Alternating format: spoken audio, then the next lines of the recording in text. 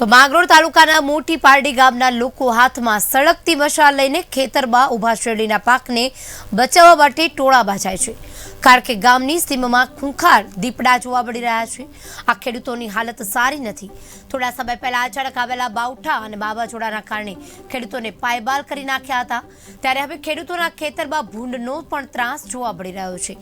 સુરતના માંગરોળ અને ઓલપાડના ખેડૂતોની હાલત દયનીય બની છે।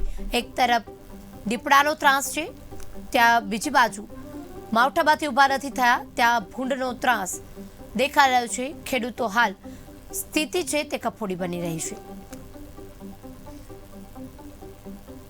માંગરોળના ઓલપાડમાં ખેડૂતોની હાલત દયનીય બની છે। દીપડો, ભૂંડ અને માવઠામાંથી ખેડૂતોના પાકને સદંતર નુકસાન પહોંચી રહ્યું છે, ત્યારે જગતનો તાત દુઃખી થયો છે। જંગલી ભૂંડના ત્રાસથી ખેડૂતોમાં ભારે નુકસાન પહોંચી રહ્યું છે।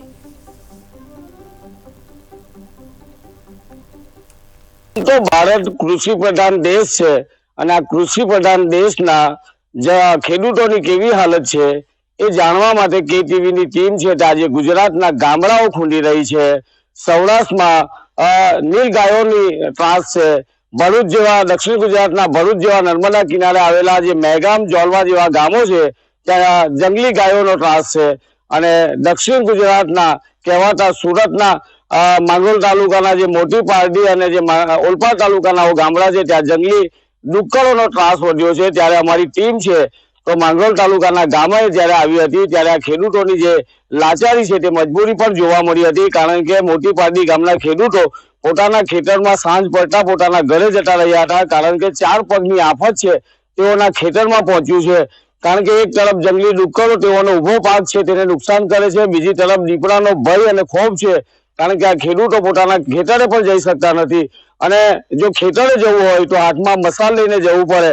ત્યારે અમારી આજે કેટીવીની ટીમ છે તો આજે માંગરોળ તાલુકાના વાંસોલ ગામે આવ્યા છે, ત્યાં પણ મોટી પારડી ગામના ખેડૂતો જેવી જ હાલત છે। આપણી સાથે ખેડૂતો છે, આપણી સાથે વાત કરીશું। કાકા, ખાસ કરીને જે રીતે ડુક્કરો, જંગલી ડુક્કરોનો ઉપદ્રવ વધ્યો છે, મહેનત તનતોડ ખેડૂત કરતો હોય અને કાળી મજૂરી કરીને દેવાદાર બને, દેવું કરીને જયારે ખેતી કરતો હોય આવું નુકસાન થતું હોય, કેટલી તકલીફ?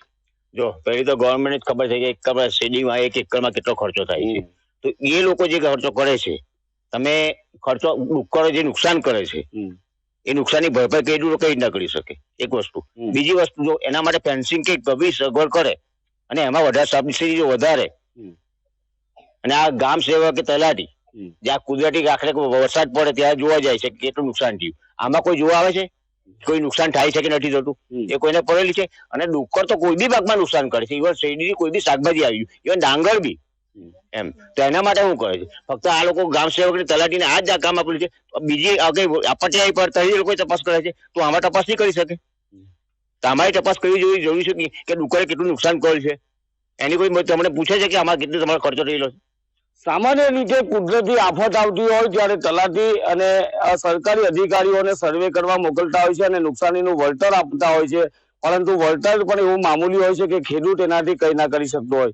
હાલ જે આફત છે, ડુક્કરોનો આફત છે, ત્યારે ખેડૂતો કહી રહ્યા છે કે સરકારે ચોક્કસ કોઈ યોજના બનાવવી જોઈએ કે ખેડૂતોને તકલીફ ના પડવી જોઈએ, ખેડૂત આર્થિક રીતે સદ્ધર થવો જોઈએ, પરંતુ આ ખેડૂતોની હાલત દિન પ્રતિદિન બદતર થતી જાય છે।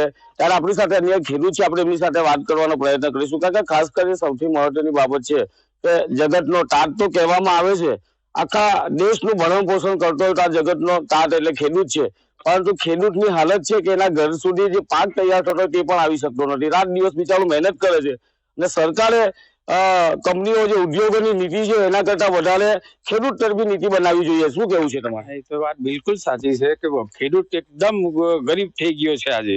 બીજી બધી એમાં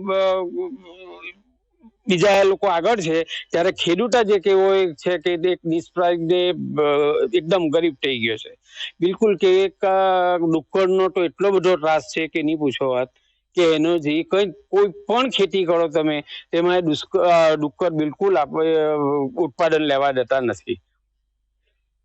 હાલમાં જ માવઠાનો માર સહન કરીને હાલ તો કર પણ વળી નથી, ત્યાં ફરી ખેતરોમાં 4 પગનો આફત આવીને ઊભું રહી ગયું છે।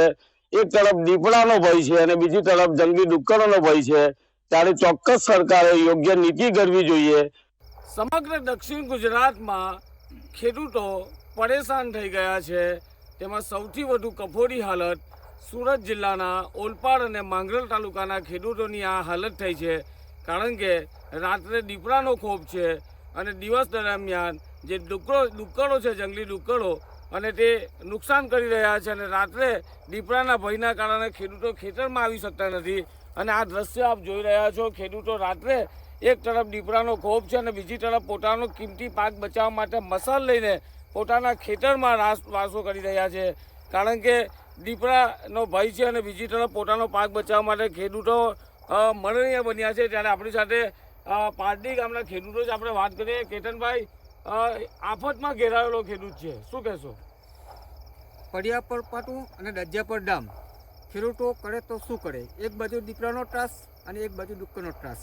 દીપડાનો ત્રાસ તો અમે સહી લેશું, પણ ડુક્કરનો ત્રાસ સહન નથી કરતો. કારણ કે આખા દિવસમાં કયા ટાઈમ આવે એનું ડુક્કરનું કંઈ નક્કી નથી. તમે સમગ્ર ખેતર જોયું કે છેલ્લા અઠવાડિયાથી એક ધારું સતત, ને આપણે જ્યારે અહીંયા આગળ ખેતરમાં પ્રવેશ્યા ત્યારે પણ આખો ડુક્કરનું ઝુંડ લાઈવ હતું. એટલે ખેડૂતો દિવસના ખેતરમાં મહેનત કરવાનું, રાતના ડુક્કરોથી પાક સાચવવાનો. એટલે ખેડૂત કરે તો શું કરે?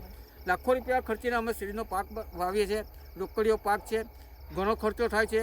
અને આ ડુક્કરનો ત્રાસ એવું નથી કે નાની શેરડી હોય ત્યારે જ, જ્યાં સુધી શેરડીની કાપણી થાય અને ત્યાં સુધી આ સૌથી વધારે જો નુકસાન જો ખેતીમાં કરતો હોય તો એ ડુક્કરનો છે. સરકારશ્રી જે ફેન્સિંગ યોજના છે એને અમે આવકારીએ છીએ. કેતનભાઈ, સરકારની યોજના પછી વાત કરીશું, પણ આપણે ખેતરમાં જે રીતે આ મસાલ લઈને નીકળવું પડે છે, તો શા માટે આપણે મસાલ લઈને રાત્રે ફેરી ફરવી પડે છે? જંગલી જાનવરનો ભય સૌથી મોટો તો અહીંયા આગળ ડુક્કરનો ભય, અને ત્યાર પછી આ દીપડાનો ભય, અને સાથે સાથે સાપ જેવા ઝેરી જાનવરનો પણ ભય. એટલે આખો દિવસ ખેતરમાં મહેનત કરવાની અને રાતના અમારે ડુક્કર સાચવવાનું. એટલે અમારે તો 48 કલાકના ડ્યુટીમાં નફાનું પ્રમાણ કંઈ નથી. આવકનું પ્રમાણ તો 12 માસમાં એક જ વાર આવે સિઝન, અને સિઝનમાં આવા બધા ઘણા પરિબળો છે જે અમને કલર કરે છે. હજી તો કુદરતી માવઠાનો માર ખેડૂતો સહન નથી કરી શક્યા. ત્યાં ખેતરમાં જંગલી ડુક્કરની નામની આફત આવી ગઈ છે અને ખેડૂતનું અંધારું થતાની સાથે ઝુંડ શેરડીના ખેતરમાંથી નીકળે છે અને આખું ખેતર છે અળસિયા ખાવાની લાઈમાં ખેડૂતની મહેનતને ખોડીને બહાર કાઢી નાખે છે. એટલે ખેડૂત જ્યારે સવારે ખેતરમાં આવે છે ત્યારે તેઓનો શેરડીનો પાક બરબાદ થઈ જાય છે ને ખેડૂત પાસે માત્ર નિસહાય હાલતમાં ખેડૂત નિશાસા નાખીને પાછો ઘરે જાય છે. કારણ કે મોંઘા બિયારણ અને મોંઘી મજૂરી અને ખેડૂતોના બિયારણથી ખેડૂતોએ જે પોતાનું રોકાણ કર્યું છે તે આ જંગલી ડુક્કરોએ પાયમાલ કરી નાખ્યું છે. ત્યારે આવા સમયે આ ખેડૂત જાય તો ક્યાં જાય? પોતાના રાતના સમયે પરિવાર સાથે ખેડૂતે રહેવાનું હોય છે, પણ મજબૂરી તો જુઓ આ સુરત જિલ્લાના ખેડૂતોની.